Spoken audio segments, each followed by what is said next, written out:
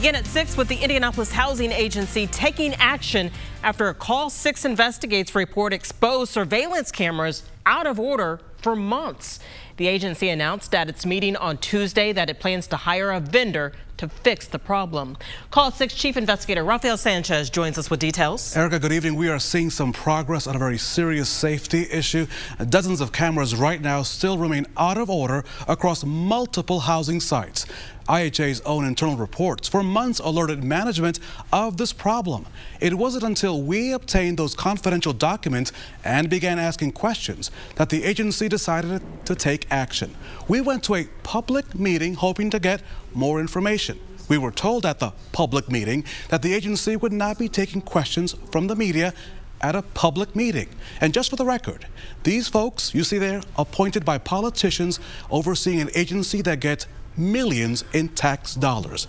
I asked questions at that public meeting. Ma'am, during your comments, you talked about the surveillance cameras. What do you hope to have those all addressed by, ma'am?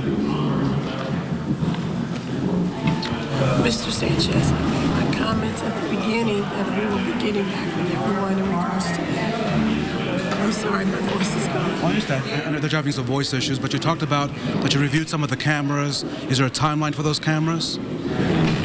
I don't have a timeline for them right now. Is there a budget to fix them? We have the money. So they have the money for the cameras. We'll keep on top of that very critical safety issue. But we also had questions about public safety and other proposals. Proposals 37, 38, 39, 40, 41, 42, and 43. Proposals that commissioners voted on involving hundreds of thousands of dollars of your money.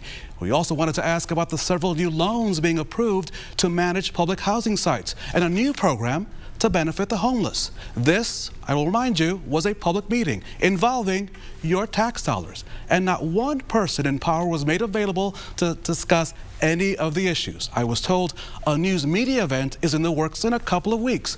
I look forward to that. But first, how about answering current questions on these current topics? We are going to have that meeting, and we're going to sit down with all media and have any questions answered. Can we ask you about the uptick in crime? No, thank you. You cannot. Can we ask you, ma'am, about the golf trip?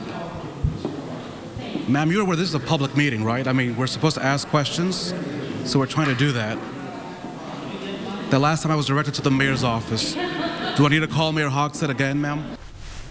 We were also unable to ask about the extension the agency has received involving a recent review from the Office of the Inspector General, Erica. So how much has the change in leadership impacted what's happening at IHA? So there's a lot of pressure, obviously, with a number of different audits ongoing. That's pressure one. But also the mayor has signaled that many of those board members and IHA leaders may be replaced or may be reassigned in the new year. So a lot's going on, but hopefully in the next couple of weeks, we'll have that meeting to get the answers that people need to know about, because it is your money. We know you will stay on top of it. Thank you, Rafael.